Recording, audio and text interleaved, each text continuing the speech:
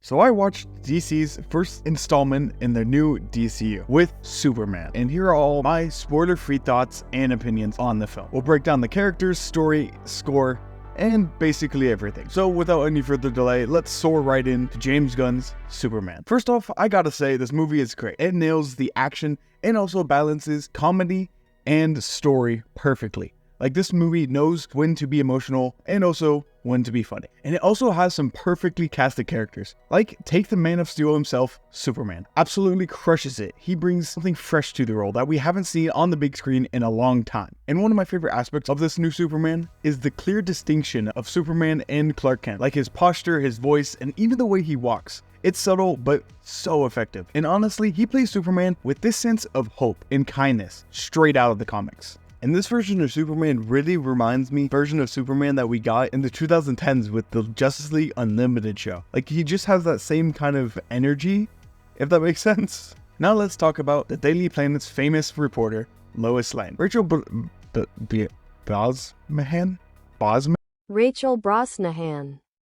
Brosnahan kills the role. She's smart, tough, and has so much heart. Plus, she's not just there for the love story. She's central to the narrative, driving major moments in the story. And also, the chemistry between her and Clark feels real and layered. And also, Lois comes off fearless and grounded. And I think it's safe to say this is one of the best adaptations of Lois Lane. Next up, the Justice Gang. I liked all of these characters. Guy Gardner's character was a complete jerk in the best possible way. Hawkgirl is awesome, honestly, and I wish we got more of her, but the scenes we did have her in were pretty nice. And also, Mr. Terrific stole every scene he was in, and he also had a lot bigger role than I was initially expecting going into this movie. But they all had some nice moments. My initial concern was that they were going to take too much of the spotlight, but thankfully they didn't take too much of it, and they actually had a good amount of screen time without taking too much of the spotlight away from Superman. And I honestly cannot wait to see more of these characters in Peacemaker Season 2. Oh, and of course, we gotta give a shout out to the Charisma King himself, Jimmy Olsen. Skylar Grismado? I'm sorry if I'm pronouncing that wrong, and I probably am. Gave a great portrayal and honestly surprised me with how much he was in the movie. And this is another character I wish we got more screen time of. He was awesome, and I actually heard that they might be making a show about him, which would be really cool. And let's not forget about Metamorph. I love how they did him practically, because honestly, when they first announced he was going to be in the movie, I thought he was going to be full CGI, but I'm really happy that they did it practically, and honestly, I think it looks way cooler that way. And his story was both sad and super cool, and his powers were shown off really well in the movie. And of course, we gotta talk about the bald billionaire hater himself, Lex Luthor. Nicholas Hoult steals every scene he is in, and he is just such a great villain, because he is just pure evil. No tragic backstory, just pure hatred. And wow, that hatred, it really comes through perfectly. He's petty, ruthless, and tries to take down the Man of Steel by any means possible. And like I was saying with Superman, I think he really reminds me of the Lex Luthor from the Justice League shows. And all around, I cannot wait to see more of this version of Lex Luthor in the DCU. And now let's talk about the real MVPs behind Superman, Ma and Pa Kent. They were in the movie a lot more than I expected. And wow, they bring such a warmth and grounding to Clark's story. You really get how their values shaped Clark as the hero he becomes. Like that one scene with Pa Kent and Clark on the front porch really was just one of the best scenes in this movie. And also for our three other villains, the Hammer of Bravia, the Engineer, and also Ultraman, they were all really cool. Especially with the Engineer, I hope to see more of her in the DCU, and I can't wait to see more of her character in the Authority movie, because I know she is part of that team. So, Editor Keith is here. I just wanted to mention some stuff that I didn't get to talk about in the video too much. One of those being Rick Flag. I didn't get to talk about Rick Flag at all, because he didn't really have much screen time, so I kind of forgot to mention him. He was cool. I wish we got more scenes with him, and especially with Superman, we only get like 1 or 2 scenes with actual, like, him and Superman, so I wish we got more of that. Second thing was, I really liked the whole Daily Planet crew. They were all awesome. And there was a part of the movie that I wish we got a little bit more of, because they were just so cool. Especially with Clark Kent in the Daily Planet, like him and the crew. But yeah, that's just some quick stuff I didn't really get to talk about. But anyways, back to the video. And last but definitely not least, Crypto. The pup felt super faithful, not just to the comics, but to real dogs too. If you've ever had a dog, you'll feel the same pain that Superman felt in this movie. Plus, Crypto was super funny, cute, and the CGI made him look like an actual real dog. Like, to the point where people were genuinely curious where the dog was and any of the promotional material, just to find out that he is just a fully CGI dog. Now on to the story. It was super cool and really interesting. For those who don't know, in Superman, Clark Kent balances being Earth's protector while also Lex Luthor plots to ruin his reputation, all while the world distrusts his power. Joined by Crypto and some new heroes, Superman faces some moral dilemmas, political tensions, and powerful enemies. And honestly, I found this plot fresh and different from past versions. And for the score, it felt hopeful and majestic. I like how it paid homage to John Williams' classic theme, but added new original elements. And this is how they should be handling all the other projects, like Batman Brave and the Bold and Teen Titans. Also, Lex's theme was seriously villainous, and all the other non-instrumental fit perfectly into the story,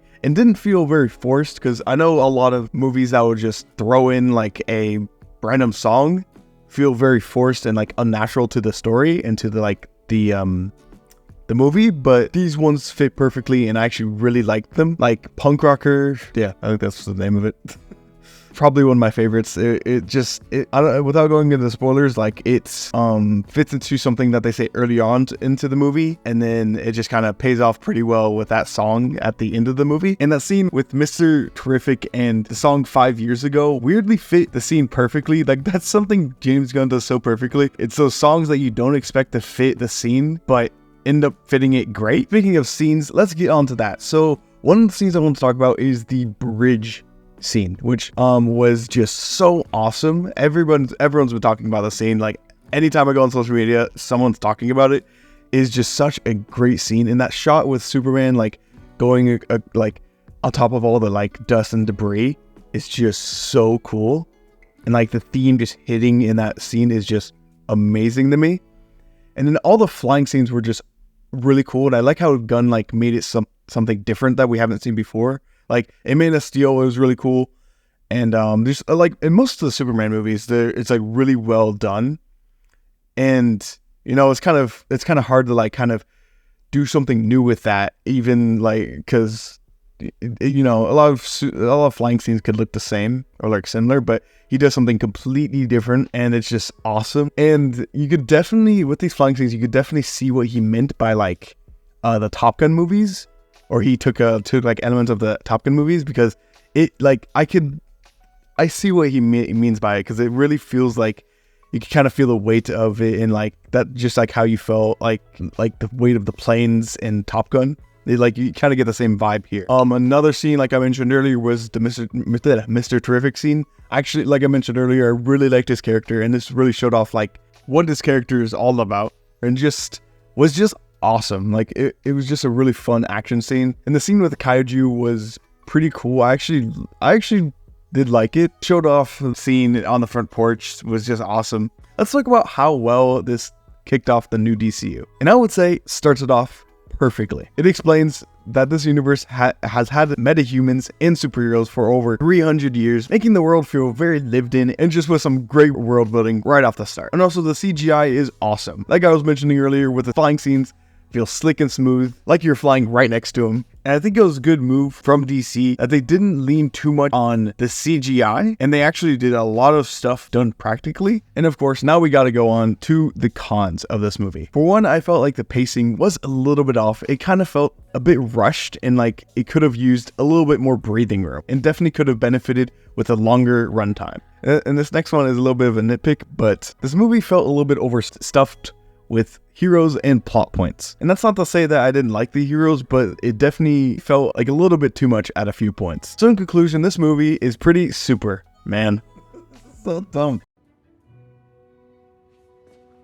This movie definitely doesn't go away from some of the more comic booky elements, or even some of the more fantastical elements either. And I definitely liked all the little references and cameos. And if you haven't already, I would highly recommend you watch it. And if I would have to rate it, I'd give it a solid 9 out of 10. But let me know your thoughts on Superman and if you personally enjoyed it. But now it's time for your homework. On to do subscribe, smack that like button. I'll be landing back with my next video.